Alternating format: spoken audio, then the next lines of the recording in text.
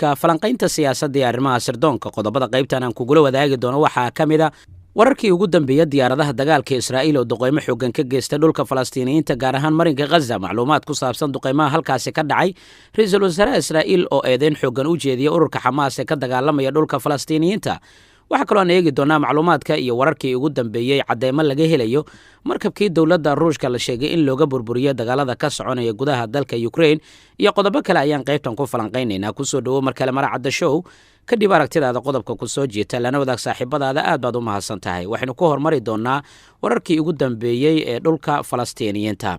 diyaaradaha dagaalka Israa'iil ayaa subaxnimadii hore maanta oo Talaado ah waxa ay duqeeyeen goobo ku yaala marinka Gaza, waxaana la sheegay in ay duqeeyeen gaar ahaan saldhigyo ay lahaayeen guutada Ciisadiin al-Qasam lagu magacaabo oo ah garabka military ee ururka Falastiiniyiinta ee Xamaas. duqeyntan ayaa dhacday maanta oo Talaado ah gelinka hore. duqeymo xoogan ayaa sidoo kale waxaa la sheegay diyaaradaha dagaalka Israa'iil inay la beegsadeen goobo ku yaala galbeedka ee magaalada lagu magacaabo Khan Yunis ee koonfurta marinka Gaza. sidaasi waxaa baahinaya warbaahinta caalamka oo si toos ah u tabinaya dhacdooyinka dhacaya. ma jiro ilaa iminka khasaare toos ah oo laga soo sheegay duqeymihii ugu dambeeyey ee saa ka dhacay. guutada ee lagu magacaabo Ciisadiin al-Qasam ayaa waxa ay sheegeen in dhankooda ay gantaalo ay uga argudayaan duqeymaha ka dhacay ilaa xalay ee marinka Gaza in ay ku rideen dhanka iyo Israa'iil. waxa uu sheegay in ay ka jawaabeen duqeymaha dhanka sahyuuniyadda kaga imaanaya ee marinka Gaza. sidaas daraadeedna waxa uu sheegay dhankooda khasaare xooggan inay gaarsiiyeen ciidamada Israa'iil. labadii ilaa saddexdii maalin ee ugu dambeysay xiisad adag ayaa ka taagneyd masaajidka al-Aqsa ee ku yaala magaalada Qudus. masaajidkaas oo dadkii ku cibaadaysanaya dhibaatooyin xooggan ay kala kulmeen ciidanka booliiska ee Yahuudda Israa'iil. talaabadan waxay timid kadib markii ra'iisul wasaare Naftali Bennett uu sheegay in Xamaas mas'uul ay ka ahayd xiisadaha sii kordhaya ee Israa'iil iyo Falastiin gaar ahaan masaajidka al-Aqsa. xiisadan ayaa la sheegayaa inay guud ahaan Falastiiniyiinta ay ka socotay tan iyo horaantii bishan aynu ku guda jirnay Abriil, waxaana ay muuqanaysa marka in mar kale ay soo laabatay xiisadii u dhaxaysay Israa'iiliyiinta iyo sidoo kale Falastiin oo muddo 11 maalmood sanadkii hore ku dagaalamay halkaas, sidoo kalena duqeymo xooggan isweydaarsaday xilligii uu joogay ra'iisul wasaarihii hore Benjamin Netanyahu. sidaasi oo ay tahay marka warbaahinta Israa'iil ayaa baahinaysa macluumaad ka duwan duqeymaha dhacaya. wargeyska lagu magacaabo Jerusalem Post oo Israa'iil laga leeyahay ayaa shaaca ka qaadaya in nidaam difaacoodkooda sidoo kale uu ka hortagay duqeymo dhanka iyo Falastiiniyiinta kaga yimid. waxaa kaloo lagu sheegay in xalay sidoo kale ay burburiyeen warshado hubka ah oo ay lahaayeen ururka Xamaas ee ka dagaalamaya dhulka Falastiiniyiinta. waxaa kaloo warbixinta ay ku sheegayaan warbaahinta Israa'iil in laga jawaabay duqeymo adag oo ka yimid dhanka iyo Falastiiniyiinta, taasi oo keentay in Israa'iil diyaaradaheeda dagaalka ay bartilmaameedsadaan waa bariga saaka dhanka koonfureed ee magaalada Gaza. isku dhacyadan ayaa muddooyinkii ugu dambeeyay aad loo saadaalinayay sababtoo ah daanta galbeed oo Israa'iil ay xoog ay ku haysato iyo magaalada Qudus oo masaajidka al-Aqsa uu ku yaalaba waxa ka soconaya qalalaaso adag taasoo u dhaxaysay Falastiiniyiinta iyo sidoo kale ciidanka Yahuudda ah ee Israa'iil. warbaahinta Turkiga marka aynu eegno wakaalada wararka ee Anadolu ee dalka Turkiga ayaa waxa ay baahinaysaa in maalintii Axadii in ka badan 700 oo Israa'iiliyiin ah ay ku xumeen dhismaha masaajidka al-Aqsa iyaga oo booliiskana ay ka hortageen dadka halkaasi ku dukanaya. ra'iisul wasaare Naftali Bennett iyo warbaahinta guud ee Israa'iilna waxay u muuqanayaan in ay baahinayaan macluumaadka la xiriira in jawaab ay ka bixiyeen duqeymo ka imaaday dhanka iyo sidoo kale Falastiiniyiinta.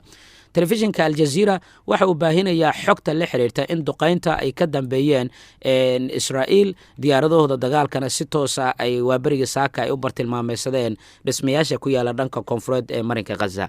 khasaare lama sheegin. xaaladdu waxay u muuqanaysaa inay kasii dari karayso. guutada Ciisadiin al-Qasimna waa garabka military ee kooxda Falastiiniyiinta ah ee Xamaas la yiraahdo. waxay dhankooda sheegeen in nidaam difaacoodkooda ay ka hortageen duqeymaha Israa'iil ka imaanayay, dhankoodana ay duqeymo xooggan ay ku garaaceen dhulka iyo Israa'iil, sidoo kalena ay khasaare xooggan ay gaarsiiyeen xubno Israa'iiliyiin ah oo ku sugnaa goobta duqeymaha ay ka dhaceen. muuqaalo barta Twitterka lagu baahiyana waxay muujinayaan gantaalada oo ku dhacaya dhanka koonfureed ee marinka Gaza. waxyaabaha xiisadaasi cusub ka soo kordha macluumaadyadeenna kale ayaan ku ogaan doonaa insha Allah. markaan waxaynu eegaynaa Ruushka. qaar ka mid ah warbaahinta reer galbeedka ayaa soo bandhigaya cadeymo muujinaya qaar ka mid ah askarta ka badbaaday markabkii dagaal ee Ruushka ee Moskva lagu magacaabo kaasi oo 2 maalin ka hor ay burburiyeen ciidamada dowladda Ukraine xilli uu ku sugnaa meel ku dhow xeebaha dalkaasi. markabkaani dagaal oo ahaa markabkii uu hogaaminayay howlgalka ciidamada badda ee dowladda ruushka ee badda madow ayaa waxaa ku dhintay in ka badan 300 oo askari waxaana khasaarihii ugu weynaa uu noqonaya uu soo gaara ciidamada dowladda ruushka tan iyo dagaalkii labaad ee adduunka. sidaasoo ay tahay iyadoo warbaahinta reer galbeedka ay baahinayaan macluumaadka la xidhiira cadeymaha muujinaya burburka markabkan, haddana dowladda ruushka ayaa shalay waxay soo bandhigtay askar tiro badan oo ay ku sheegtay inay ahaayeen kuwii la socday markabkii quusay ee ku sugnaa biyaha xeebaha dalka Ukraine. haddii aynu eegno muuqaaladii ugu dambeeyey ee lagu baahiyey baraha bulshada islamarkaana weli si rasmi aan loo xaqiijin, haddana waxaan isbarbardhig ku samaynaynaa markabka gubanaya ee lagu sheegay inuu yahay Moskva iyo muuqaalka rasmiga ah ee markabkan. kan waa sawirka markabka gubanaya ee la dhigay baraha bulshada laguna sheegay inuu yahay markabka dagaal ee ruushka. halkanna waa meesha ay diyaaradaha ay ku soo degaan. halkaas aad arkaysaanna waa halka ama albaabka laga galo ee markabka, meeshanna waa meesha uu ku rakiban yahay qalabka raadeerka markabka. sidoo kale halkan gubanaysa waa meeshii ay ku rakibnaayeen gantaalada markabka. haddaba marka aad taxliiliso sawirkan waxaa kuu soo baxaya in ay u badan tahay in sawirkan uu yahay markabka Moskva lagu magacaabo. sidoo kalena si aan u sii xaqiijinno sawirka markabka gubanaya uu yahay Moskva, waxaan soo qaadanaynaa sawir kale oo muujinaya markabka oo badqaba. sidaan u jeedno halkan waa isla jaranjaradii noo muuqatay ee markabka gubanayay. halkanna waa meesha ay diyaaradaha ay ku soo degayeen. halkanna waa meesha ay ku rakibnaayeen gantaalada gubanayay. halkanna waa meeshii uu ku rakibnaa qalabka raadeerka. dhinaca kalena wasaaradda gaashaandhigga ee dowladda ruushka ayaa daabacday sawirro muujinaya inay yihiin shaqaalaha markabka dagaal ee Moskva ee quusay, waana markii ugu horreysay oo badmaaxayaal ka tirsan markabkaasi oo la arko tan iyo markii uu ku degay markabkan xeebaha dalka Ukraine. koox badmaaxiyiin ah oo aad u tiro badan ayaa lagu arkaya dhoolatuska magaalada dekedda leh ee Sevastopol lagu magacaabo oo ka tirsan gacanka Crimea, waxaana halkaasi kula kulmay taliyaha guud ee ciidamada badda Andon Nikolai, kaasi oo la kulmay saraakiisha. waxaana lagu warramayaa burburkan in lagu tilmaami karayo inuu yahay mid dhaawac weyn gaarsiinaya dowladda ruushka.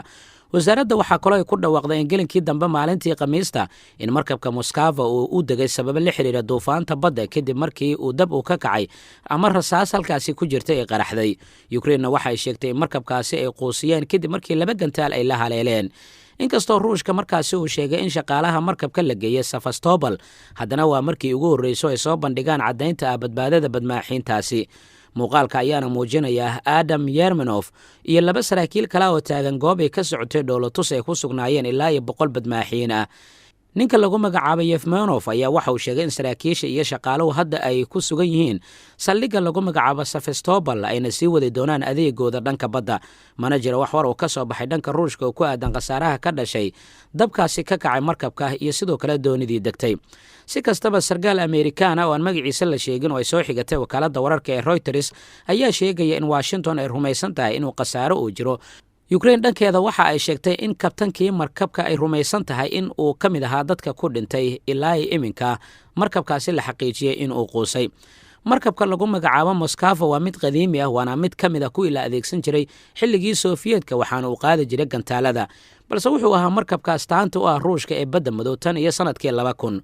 markabka dagaal ayaa qaadi karaya 12,500 oo tan, waxaana uu qayb ka ahaa maraakiibta dowladda ruushka ee ilaalada ka haya dekedda Odessa ee dalka Ukraine. waa markabkii ugu weynaa ee ruushka uu leeyahay oo la sheegay inuu quusay tan iyo dagaalkii labaad ee dunida. markii hore waxaa lagu sameeyey gudaha dalka Ukraine xilligii Sofiyeedka. markabka ayaana shaqo bilaabay horaantii 80-meeyadii sida laga soo xigtay warbaahinta ruushka. markabka gantaalada qaada ayaa ka hor xukuumadda Moscow waxay geysay dagaalkii Suuriya, isagoo sida la sheegay lagu raray qalab difaac oo u socday ciidamada badda ee dowladda ruushka ee halkaasi ku sugnaa. waxaana uu qaadi karayaa dhowr hub oo nuuca maraakiibta kuwa ka hortaga hubkooda ayuu qaadi karayaa iyo hub kale sida warbaahinta ay sheegayso. saraakiisha militariga ee xukuumadda Kiev ayaa sheegay in markabka Moskva ay ku weerareen gantaalka Neptune lagu magacaabo ee lagu sameeyey gudaha dalka Ukraine, waxaana la sheegay in uu sameeyey injineerka militariga ee ciidamada Ukraine ka tirsan iyaga oo ka farcelinaya khatarta ciidamada badda ee dowladda ruushka kadib markii gacanta ay ku dhigeen gobolka Crimea sanadkii 2014. sida laga soo xigtay wargeyska Kiev Post, ciidamada badda ee dowladda Ukraine ayaa gantaaladaasi Neptune lagu magacaabo ilaa 300 kilomitir wax ka weerari karaya. waxaa la sheegay bishii hore ee Maarso in ay ku wareejiyeen ciidamada ammaanka si ay u adeegsadaan. guud ahaan falanqayntii siyaasadda